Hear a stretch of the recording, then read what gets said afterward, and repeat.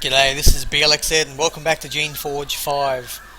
This little pop-up happened just as I was looking away from the screen and I was moving, so let's continue on. You encounter a group of servile warriors. They have arms and armour and are clearly trained in their use. They are definitely a force of rebel scouts. They have just packed up their camp and are marching to the north. When they see you, they stop. Some of them whisper to each other. When they see that you aren't attacking, they come to a decision. They march right by you without a word. They ignore you. Perhaps they just want to avoid a fight, or maybe word of you and your exploits has reached even this remote land. Alrighty, I'll let them go. And yep, they march off. But it looks like, even without a sort of a conscious effort, I am gradually moving towards pro shaper. If any of the rebels, even slightly pro-rebel people, aren't dealing with me. So it looks like my choice might be being made for me. Let's head back here, cover my essence, and then head back out.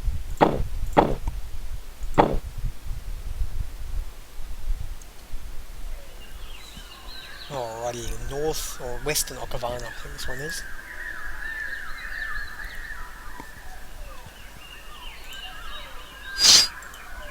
Oozing crawler. Sounds very nice.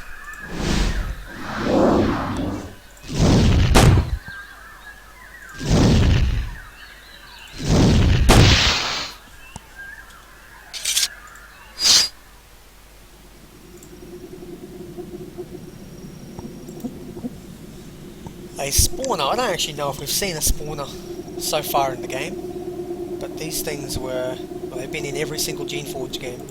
They are going to be a bit of a pain to deal with. So what they're going to do is pump out a new enemy every turn, or every couple of turns, depending on how horrible the designer was feeling. You can see the source of some of the foul worms that hunt the fen for intruders. It is a spawner. It's a huge, mindless creation that draws strength from a pool of swirling essence in the ground next to it. The essence pool feeds off sunlight and organic matter that falls into it or is dumped by the occasional rebel soldier. The spawner draws the essence out and forms it into crude, mindless, surprisingly effective creations. Sure, the rebels won't appreciate you destroying their spawners, but if you don't, travel through here will remain very difficult.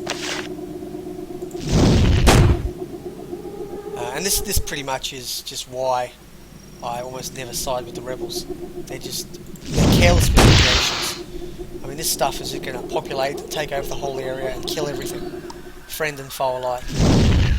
So I can pretty much see myself drifting very much towards the shapers in this playthrough.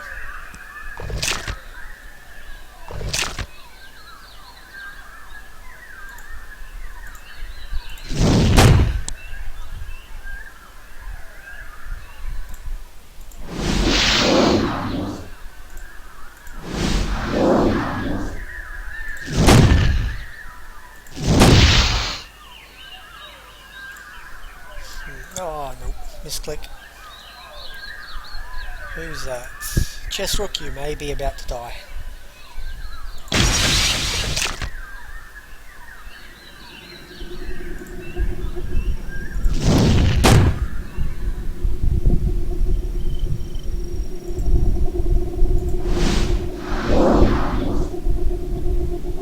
So I don't know if there's any particular best way of dealing with spawners. I've found that because I can generally kill the things that come out of them faster than they spawn, you're normally better off killing these little creatures, and then you've got a couple of turns where it's just defenseless and doesn't do anything. The alternative is to just sit there while it pumps out a lot of enemies and just try and take it down. But I reckon this is the way to do it.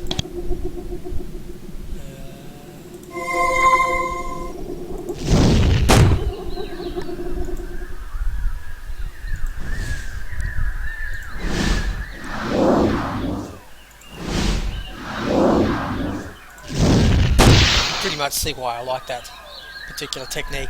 So I've used up half my turn and it doesn't even get to attack at all. So I've killed off its creation. I think I'm going to put on... I don't have a more powerful heal magic, do I? Didn't buy that.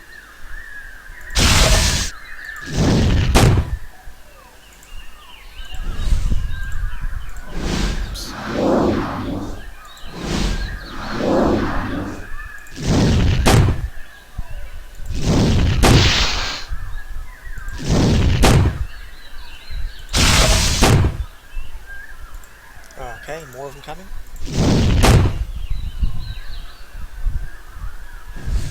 So it seems to be creating one every single turn. Which is reasonably fast for a spawner. Thankfully the enemy is not too powerful.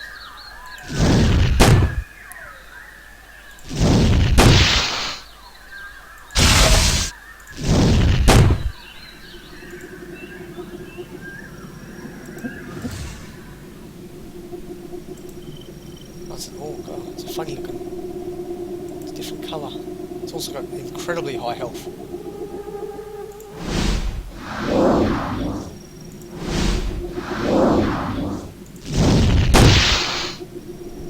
You'll notice these spawned ones don't actually give experience points. So it's only the actual core that's worth anything. So there's no point delaying the fight.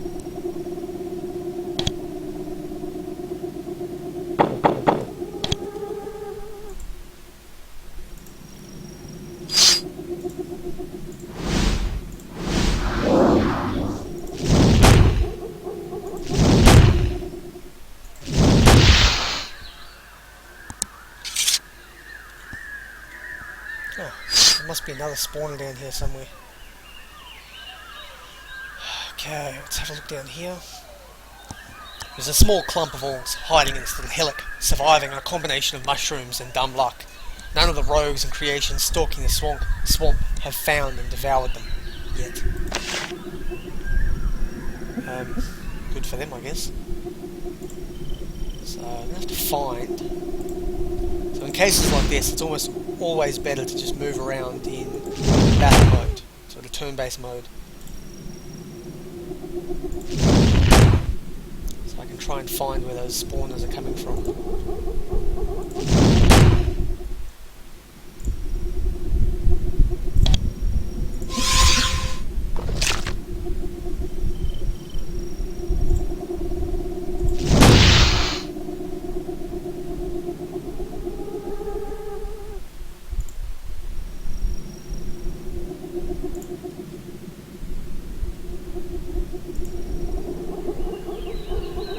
I think it was a spawner anyway. It could have been just a bunch of enemies coming down from nearby on a patrol route. The fact that they were so regular makes me think they were spawners.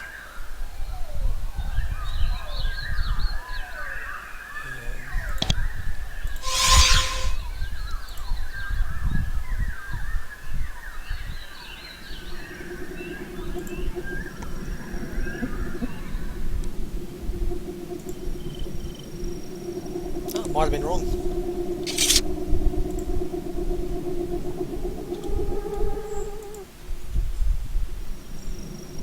Whoa! Oh, no. It's not good. Difficulty level 14. You're kidding me. Tinker's Bauble.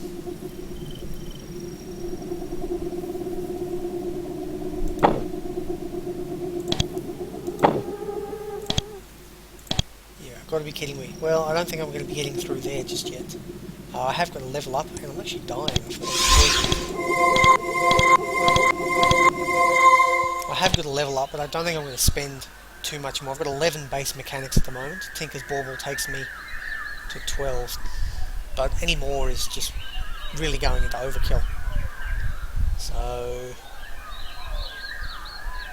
I'm going to want more shaping at some point. And more magic. And more stats. I'm going to want more of everything, basically, including leadership. So, I keep wavering about whether I want to put more into leadership or not. I will hold off for now. Might come back to it later.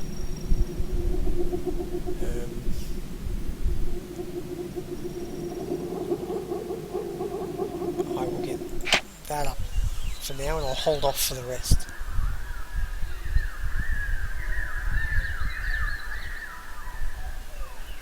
No, I won't. I will get Blessing Magic up as well, so my spells last longer.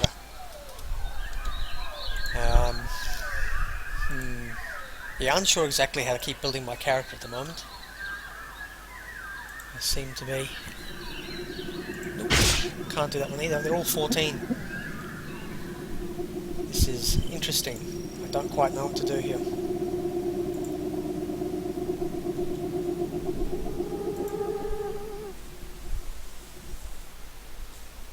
The Okavano barrier.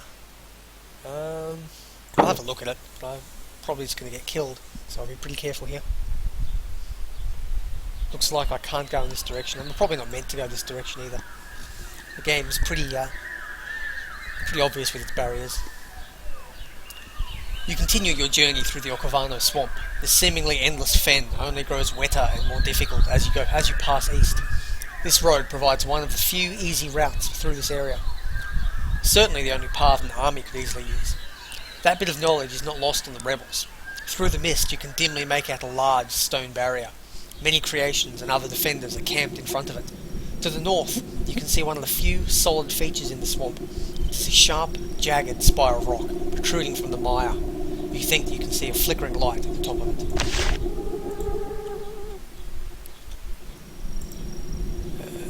it. Swamp rats, I don't particularly like them, but...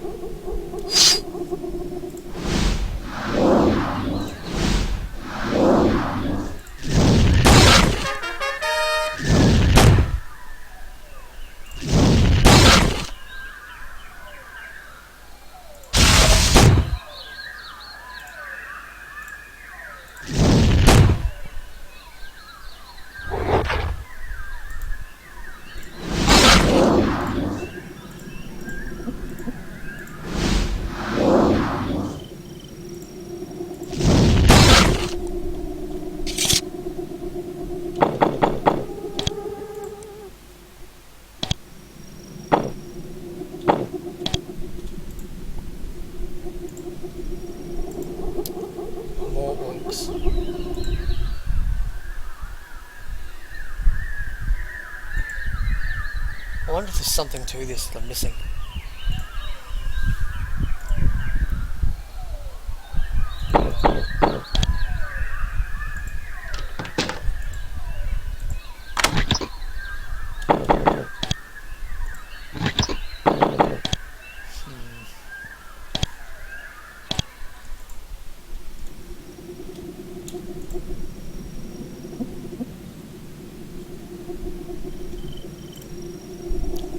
There's a large camp of creations to the south. Huge, lumbering humanoids. They gnaw on bones and snarl at each other.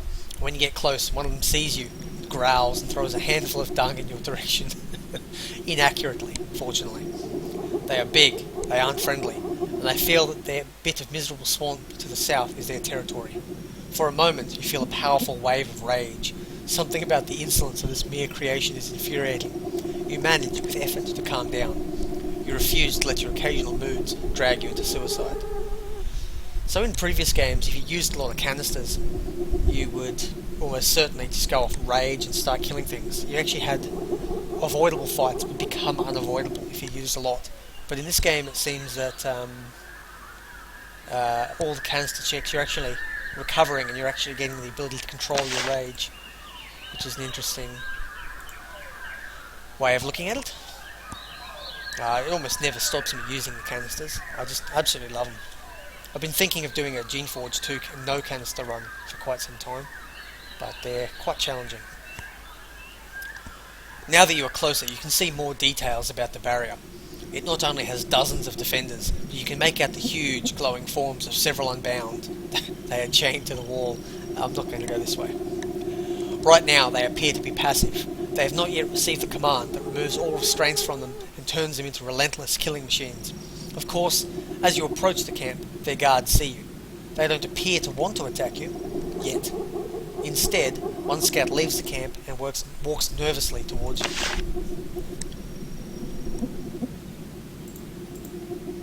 G'day, Prayer. One of the rebels slowly approaches you. He has a baton in his hand, but he isn't pointing at you. He seems to feel, correctly, that if you decide to kill him, the baton won't be much help. He says, I am Prayer. I mean you no harm.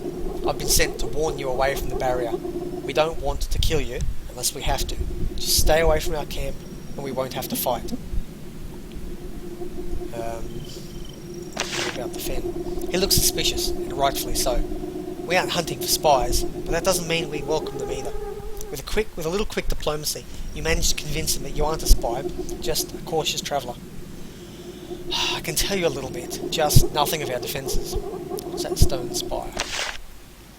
We don't go there. We've been told to stay away. Some people are hiding back there. Eccentrics. Our orders are just to leave them alone. That's all I know. I've heard rumours, but nothing I believe enough to pass on. They hide back there. Sometimes, when it's dark, they slip in and out.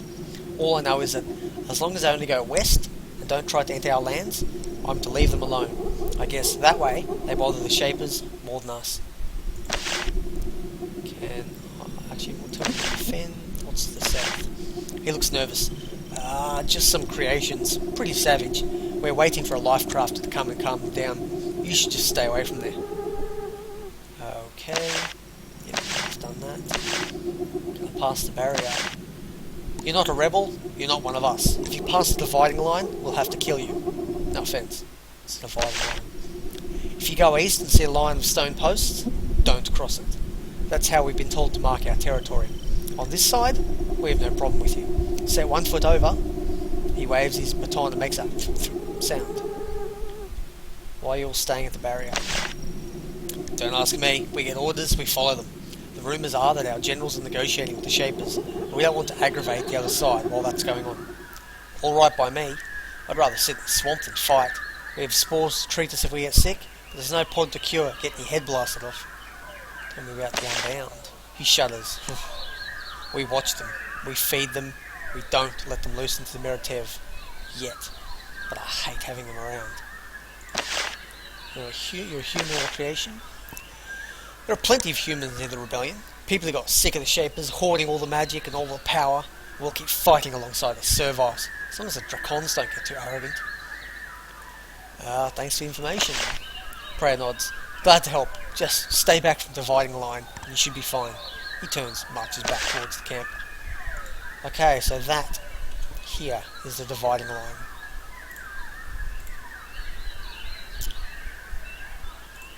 Okay. Don't cross it.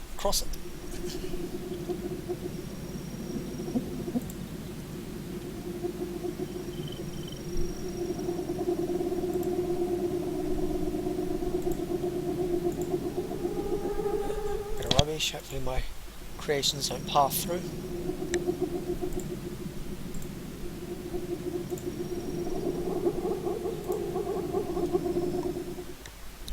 So who are these eccentrics up here? A narrow strip of dry land leads to the base of a northern rock spire. Though some effort has been made to conceal them, you can barely make out tracks in the wet earth. Someone is definitely hiding to the north, and at least a few people have travelled in and out recently. Well, let's go check it out.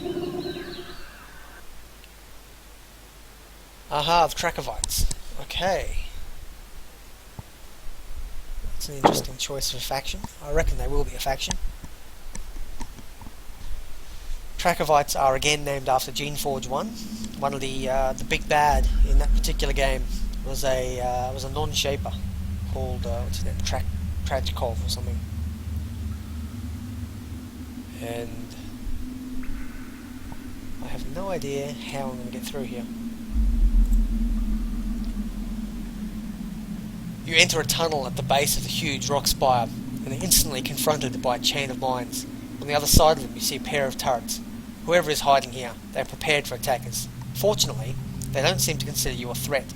The mine's antennae aren't pointing at you, and the two turrets are sitting dormant. You are being allowed in. Somehow, you suspect that all of your movements are being closely watched.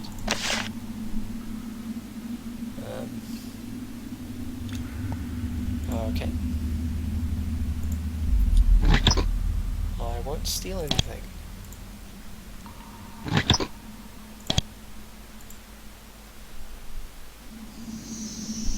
Nope, they want me to go this way.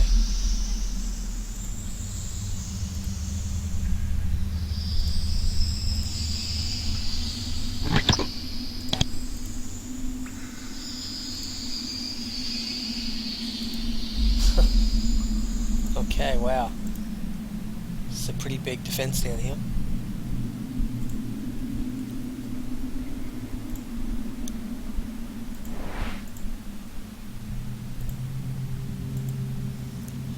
You leave the mined and guarded chambers, pass through several massive but open stone doors, and enter someone's living quarters.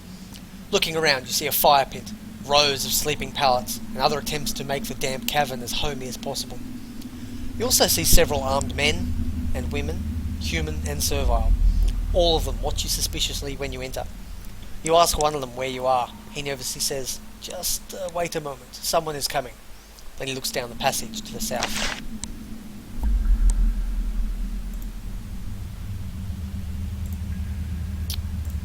Caretaker Eloise. A woman enters the chamber and approaches you. You suspect that she is young, but the last few years have aged her prematurely. A pair of daggers hang from her belt, though you suspect that they would not be much use to her in a crisis. She gives you a little nod, noting your weapon and equipment. "I am Caretaker Eloise. I welcome you to the Trakovite Haven. Our leader has given word that you are to be allowed in. She wishes to meet you. Our kind has been much hunted over the last few years.